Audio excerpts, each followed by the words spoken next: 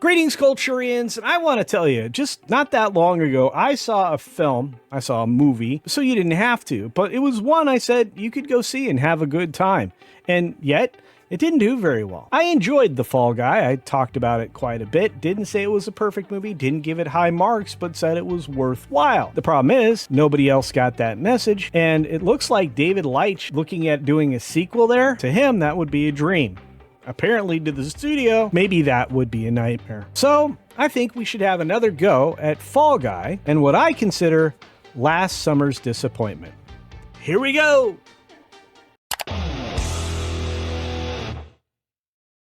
And as always, please double check you're still subscribed to the channel. Just double check down there. If the subscribe button is red, click on it, turn it to gray, and turn on all notifications so you don't miss anything. Also, you don't miss a community tab post that I might make because it may tell you about something that YouTube has no intention of telling you about, but I will. Anyway, let's get into this. From our friend over at World of Real, Jordan Rumi, we have David Leitch on the Fall Guy sequel. That would be a dream, as I said in the intro. Well, last year's summer movie season kicked off with David Leitch's The Fall Guy, starring Ryan Gosling and Emily Blunt, both of which were brilliant in the film. How do we do, boss? Really? Yeah. Holster that. Yeah, it's holstered. It's done. Forget. You never saw it. But it sadly underperformed, earning $181 million against a $150 million budget. Now, underperformed is a kind way to say it flopped. Not a lot, but it flopped, and the reason I can say that, well, confidently, is because it didn't even pay off the promotion budget on that particular earning. Maybe, but you certainly didn't get any money back, and I guarantee you the theaters were very disappointed. But many forget that when The Fall Guy was released, Gosling and Leitch were openly, ambitiously talking about turning it into a franchise like it was on television.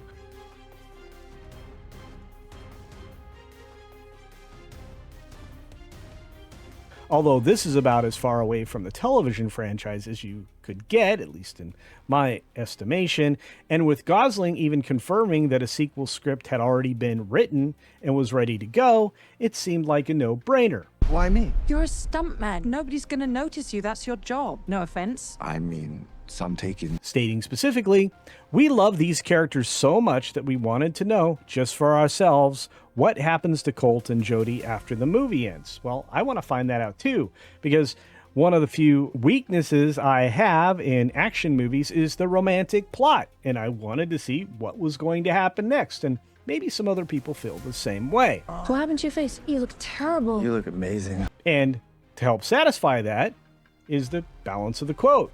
And we know exactly what it is. The sequel sort of wrote itself.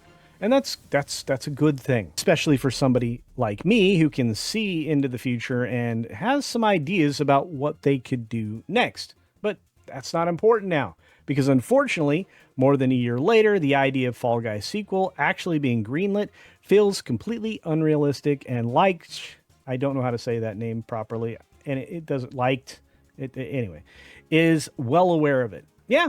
And so am I. Because of the poor earnings, it's unlikely to get a follow-up. Speaking to THR, the filmmaker discussed Fall Guy and its potential sequel, calling it a dream. Well, yeah, probably the interviewer was thinking, why am I asking this ridiculous question? And, of course, the Hollywood Reporter asks ridiculous questions all the time.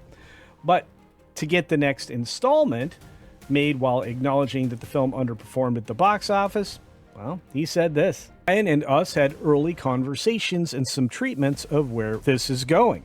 We had some really fun ideas, so who knows? Maybe down the line it becomes one of those IPs that people want to revisit because it has such a following past theatrical, which I guess it kind of did. People found the film and then found it to be interesting. That would be a dream, but if it doesn't, there's a lot of other stories to tell. And you know what? For his sake, I hope he's right.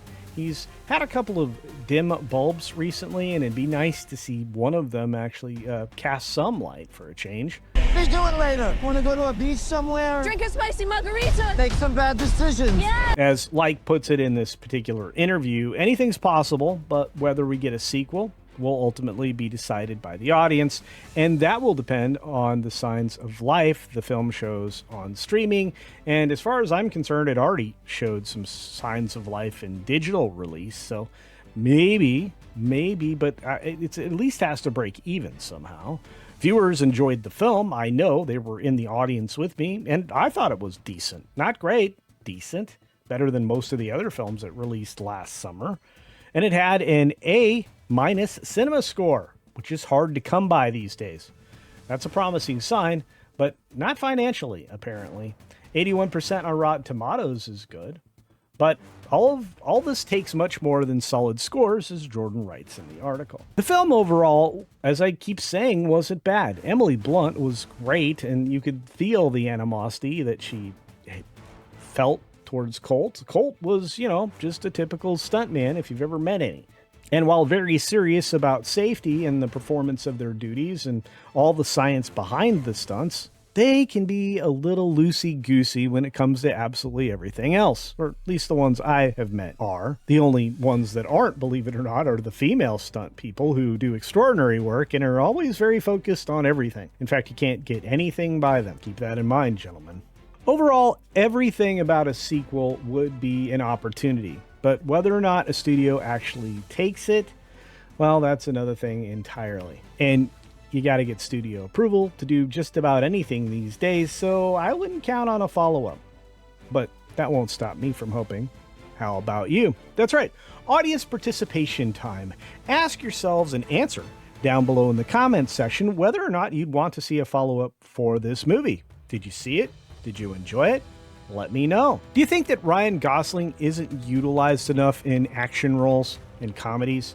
Do you think that Barbie was probably the only one most people saw? Do you think Emily Blunt isn't used often enough in the same kinds of environments? Outside of the terribly received and not seen by anybody. I believe that the legend is real. Which it's not. And I'm going to find it. Which you won't. And when I do, just imagine the lives that could be saved. Have you honestly seen her in anything where she came off as funny? Outside of this movie, I'd say no. And of course, having seen Who brings a submarine to the Amazon? I don't think anybody left there feeling like they had fun or anything was funny, but maybe that's just The Rock's fault. Anyway, let me know your thoughts down in the comments section below, and as always, be sure to take care of yourself, take care of others, and until next time, see ya! Maybe at a comedy. I had no choice. I had to do something. It's important. I'll buy you a drink when this is over. Engage your core.